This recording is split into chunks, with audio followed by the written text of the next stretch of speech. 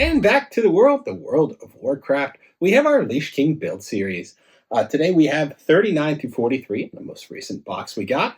It looks like we'll be building some more armor here, definitely similar to what we did on the other shoulder guard here. Although I'm not sure if that's what this is. We'll have to check it out. It might be it, but we'll see. But we also got another gift. When you order these subscriptions, they tell you to expect certain gifts with certain ways. This one is a coffee mug.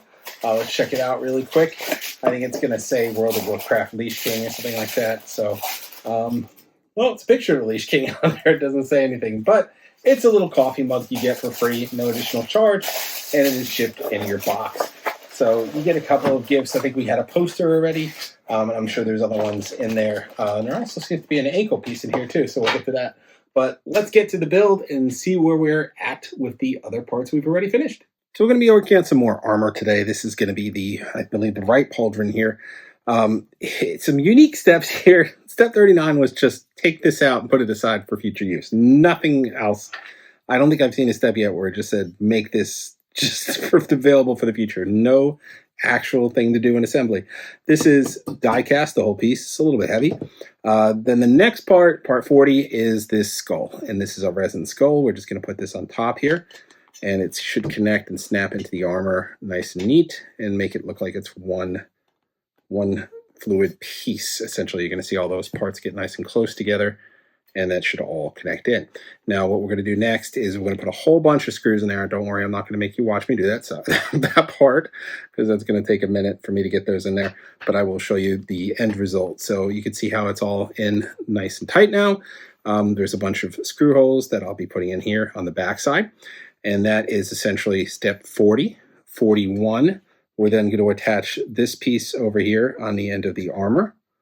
And it's essentially going to go in like that. And we're just going to put one screw in there to hold that in place. And then 42, we have the inside, I guess, sort of like guard or something to just finish it out. You can see how that just snapped in. A whole bunch of screws that are going to go in there. This part is going to go on here just to seal it up, essentially. Make it look nice and clean finish. And then for our last part 43, again, it just says to put this to the side. This is like a shin guard or something. It's just a hard plastic brown piece. I left it in the package because I'm not going to need it for a while. And I think it's going to help us close over those legs that we built in previous steps and just get ready to mount on the clothing and whatnot, giving them a little bit of form because they were kind of thin. But this is primarily it. What we're building here is this pauldron. Now, they give you this little screwdriver to help you get those screws into the pieces, but I have told you in a couple of stages that I don't think it's enough because sometimes you're not getting enough torque to actually be able to put these screws in, and I'll see if I could show you one. Now, it has a magnetic tip, which is great because you got to get into some tiny little spaces, and if you got big hands like me, it's kind of hard to do that. But the problem is sometimes you get it into one of these little parts here and you get it in far enough and it just won't go anywhere from there. And what you really have to do at that point is switch to something with a little more torque to finish it, essentially. Because otherwise it's going to be loose, it's going to jiggle, it's going to drive you nuts, and it just won't essentially have a nice finish where you have a nice strong joint or a nice strong part. So this is a good starter.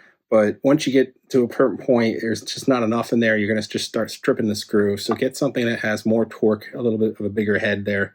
And then that will help you. Like this is a ratcheting screwdriver. So I should be able to put more pressure with this without stripping the screw. And that'll give you a nice clean finish. So I'm going to get all these screws in here and then I'll show you the finished product. Okay, so that's a wrap for this piece. You can see it's all finished now. I got the inside in there. Nice and smooth, a little emblem attached. And it's nice and tight. You don't hear any rocking and rattling pieces because I used a little extra pressure here. Now don't over tighten because it's still metal and plastic sometimes. You're going to strip those screws either way or strip the threads rather. So just be careful. You're just getting enough to make it snug and not overdoing it. So I think this should be the right side now. So now we have the right side and originally we did the left side. So we have both of these pauldrons coming to pass. And that should finish the top of the body armor. We still have a lot more to do, so we are not done with this guy. But you can see some of these large pieces starting to come together now. and we're going to figure out how to mount them. Now, the other thing we had in there, I did open it, was the leg cover. This looks to me like a calf, so it's probably going to go on the back of one of these here, and you can see the little holes inside.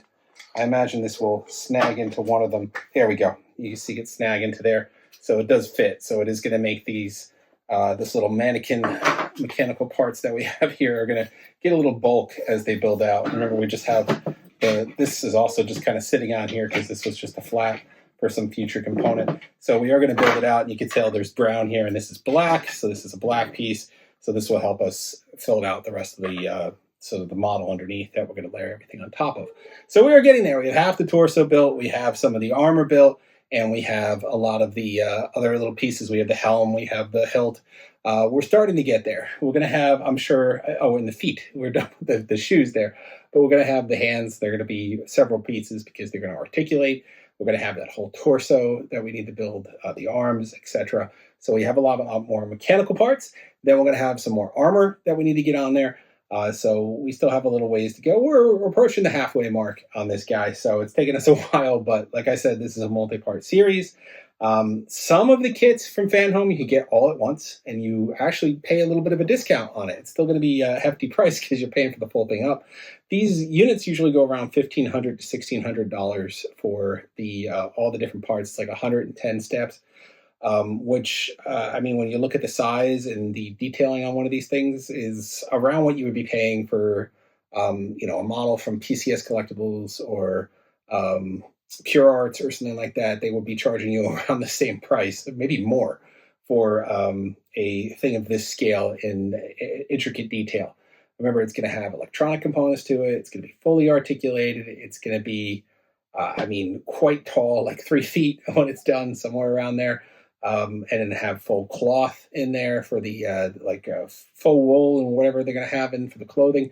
It's going to look amazing when it's all finished. So these are not your just regular run-of-the-mill, mass-produced toys. These are intricate model kits that are also fully articulating characters and amazing display pieces. So we'll eventually get there. It's going to take us a while. But if you are impatient, there are some they do offer. You can just buy the whole thing all at once and spend all that time putting it together. But the subscription service allows you to break it up in terms of cost. And it also gives you the opportunity to build a little bit at a time. Each month, you're going to get another box to build. So it's going to take you around 2 years, but you'll have the full thing at the end of it, and it won't take up all your time unless you have that time. But anyway, go to Fanhome, check out their kits. The Lich King's still available, but they also have everything from the Batmobile to the 66 Batmobile as well. They have the DeLorean from Back to the Future. They have Cars Fast and Furious. They have Optimus Prime Transformers. They have Star Wars, R2-D2, Darth Vader, and Millennium Falcon, and they have much, much more. So go check out what is available to see what might be in your fandom and get yours today, and maybe even get bonus gifts. You don't know. Sometimes they offer additional little things, whether you pay by PayPal or if you type in some kind of bonus code. So something to think about. That's all for this time. We'll have another build another month when our next box comes, so stay tuned for that. Head over to Rebel Scum if you want to see our Darth Vader Fanhome build that we're also getting about halfway done on, and that thing is really shaping up as well. A lot more electronics on that one. And that is all. Like, subscribe, and follow. See you guys next time.